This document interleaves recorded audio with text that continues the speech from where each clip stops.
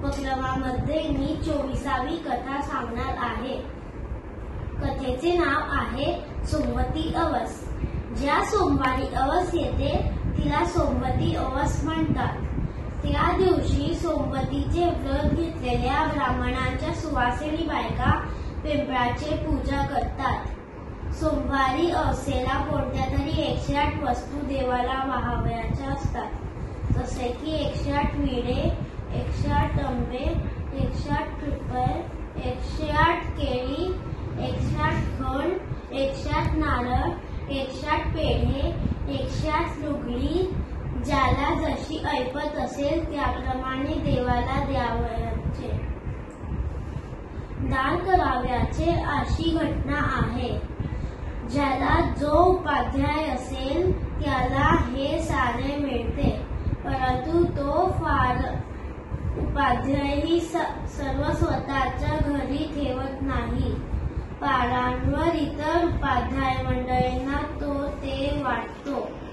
ही पद्धत फारच सुंदर आहे। त्या गावात ती उभारलेली आहे व त्यामुळे उपाध्याय मंडळीत परस्पराचा द्वेष मत्सरही करण्याला अवकाश राहत नाही।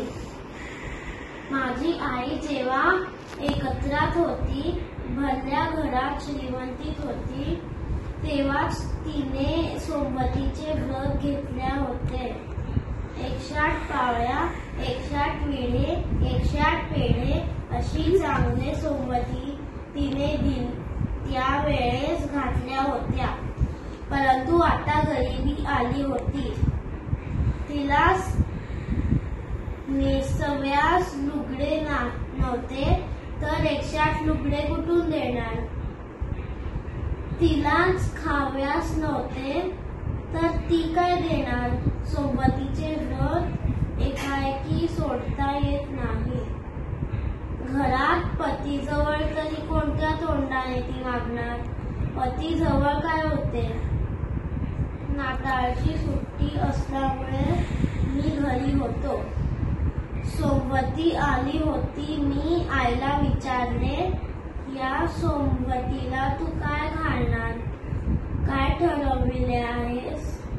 जानकी वहिनी 108 सुपाऱ्या घालणार आहेत। आई म्हणाली, बाळ, 108 पेठी माझ्या घालून झाल्या आहेत। मागे सीता आत्याने पतीला होती, मग तू काय घालणार आहेस? 2 दिवस तर राहिले सोमवतीला, काही ठरवलास आहे का? आई, 108 गुळ म्हणजे काय? 108 गुळाच्या डेपा वाहावयाच्या। 108 तेल म्हणजे काय? 108 तेलाचे डबे द्यावयाचे। आई म्हणाली, कोणी 108 डबे देते तरी हरकत नाही, परंतु गरीब असला तर तो ठरवितो की 108 अडपाव देईन, 108 पावशेर देईन, किंवा एकदम 1 मण गूळ, 1 मण तेल असेही देतात। त्यात वाटले तर तसे 108 भाग बसवावे। मी विचारले, आई, तू 108 अडपाव गूळ घातलेस तर? आई म्हणाली, श्याम, घरात वीज घाव्यास देडकी नाही, गळफास लावायला सुतळीची तोडी नाही, कुठून आणायचे पैसे? झाड का आहे आपल्या अंगणात, हलविले की पडते पैसे। आपण गरीब आहेत श्याम। मी म्हटले, 108 आवळे घातलेस तर? बाळ, 108 आवळे एकदा मी घातले होते।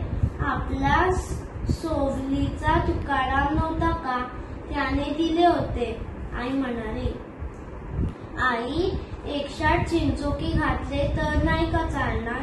मी हसत हसत विचारले। आई म्हणाली, हो, चालतील तर काय झालं, पण काय लोक हसतील, होय ना? हसतील त्याचे दात दिसतील, त्यांचे हसायला काय जाते? द्यायला थोडे थोडेच कोणी येत आहे. हसायला सारे, मदत करायला कोणी नाही. देव तर हसणार नाही ना, देव तर रागवणार नाही ना, मी विचारले. आई म्हणाली, श्याम, देव नाही रागवणार. अरे, देवाला विदुरा घरचे कन्या सुद्धा आवडल्या. मिटक्या मारून त्याने घालल्या. सारखे ताट चाटील होती तरी त्याची तृप्ती होईना. देवाने सुदामाच्या पोहे कसे खाल्ले, जसा उदासी व उपाशी. रुक्मिणीला एक मूठ देण्यास तयार होईना. देव उपाशी असतो. प्रेमाने त्याला कोण देतो? लाखात एकदा. प्रेमाने दिलेले त्याचे पोटात जाव्यास. भुकेल्या देवाला द्रौपदीचे पान खाऊन ढेकर आली. देवाला प्रेमाने द्या, ते त्याला दुधाच्या समुद्रापेक्षा थोर आहे. शबरीची उष्टी बेले, ती कशी खाल्ली रामाने? तू वाचले आहेस ना?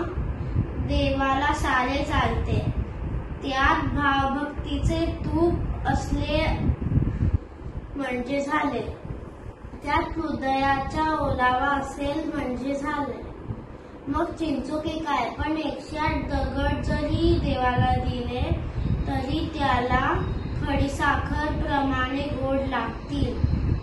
मग तू काय खाणार आहेस, सांग ना. ठरविले आहेस असशील काहीतरी, मी विचारले. आई म्हणाली, मी 108 फुले वाहणार आहे. फुलासारखे निर्मळ व शुद्ध दुसरे काय आहे? फुले वाहीन. हो, मी. आई म्हणाली, श्याम, जे वाहायचे ते देवासाठी असते, ते भटजीसाठी नसते. देवाच्या पायांवर वाहिलेले फूल भटजीस घ्यावे वाटले, तो थोर प्रसाद आहे असे त्याला वाटले तर घेईल, नाहीतर देवाच्या पायावर फूल राहील. आपणास दुसरे काही देता येत नाही तर काय करावयाचे? देता येईल ते देवाला द्यावे. मग कोणती 108 फुले वाहणार आहेस? आपणाकडे फुले तरी चांगले कुठे आहेत? नाहीतर आई, 108 पानेच वाहा. 108 तुळशी पाने, 108 बेलाचे पाने, 108 दुर्वा. आई, देवाला फुलांपेक्षा पानेच का ग जास्त आवडतात?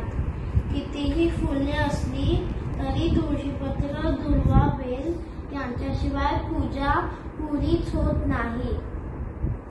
विष्णूला तुळशीपत्र, गणपतीला दुर्वा, शंकराला बेल. त्यांना फुलांपेक्षा यांची आपली जास्त आवड का ग आई, असे मी विचारले.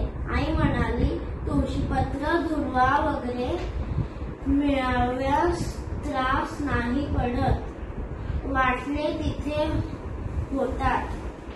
थोडे पान घातले की झाले. फुले म्हणजे ठरवलेल्या ऋतूतच फुलाव्याची, परंतु पाने आपले नेहमी असतात. झाड जिवंत आहे तोपर्यंत पाने आहेत.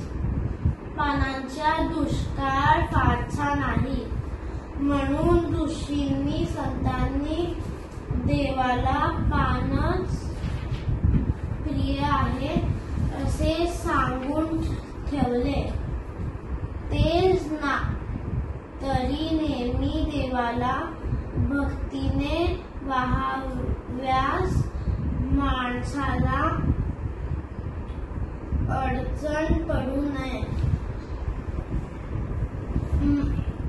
माझ्यासारख्या गरीब बाईला देवाला साधे साधे पान वाहाव्यासी लाज वाटू नये. दुसऱ्यांना देवाला वाहाविले रुपये खण नारळ पाहून मला त्यांच्या मत्सर वाटू नये म्हणून देवाला पान प्रिय आहे असे संतांनी ठरवले. श्रीमंताने केवढीही मोठी दक्षिणा दिली तरी वरती तुळशीपत्र ठेवून ती दक्षिणा द्यावयाची. हेतू हा की श्रीमंताला आपण फार दिले असे वाटू नये. आपण एक पान दिले असेच त्याला वाटावे. 108 तुळशीची दळे मी पुढे केव्हा तरी वाहीन आहे. मग यावेळेस कशाची फुले घालणार? तू तर सांगितलेच नाहीस. मी अधीर होऊन म्हटले. आई म्हणाली, मी पूर्वी रात्री त्यांना सांगितले की सोमवतीला चांगलीशी फुले घालाव्याचे ठरविले आहे. झेंडू, पांढऱ्या चाफ्याची फुले ही आहेतच, परंतु जर चांगली सुवासिक आणता आली कुठून तर आणावी. मी एकदम म्हटले, म्हणून भाव गावाला गेले आहेत होय? होय, ते जळगावाला गेले आहेत. तेथे बलव्यांचा मोठा बाग आहे. त्या बागेत नागचाफ्याची फुलझाड आहे. ती 108 फुले मिळाली तर पाहावी म्हणून ते लांब गेले आहेत. आपल्याजवळ पैसे नाहीत, परंतु चालण्यास श्रम कराव्यास पाय आहेत असे ते म्हटले. आई म्हणाली, गरिबी राहूनही ध्येय दाखवणारी व आचरणारी माझी आई होती. पतीला देता येणार नाही ते त्याच्याजवळ मागू त्याला रडविणारी, खिन्न करणारी ती नव्हती. त्याला लाजविणारी, खाली मान घालाव्यास लागणारी ती नव्हती. त्याच्याजवळ साधी फुलेच मागणारी, परंतु ती खटपट करून दूरवर जाऊन चांगली पाहून आणा असे सांगणारी, पतीलाही देवात शिकवणारी, देवासाठी इजावयास लावणारी अशी ती साधी होती. या गोष्टीतून आपल्याला शिकायला मिळते की आपल्याकडे जे असेल त्यात समाधानी आणि आनंदी राहावे. धन्यवाद.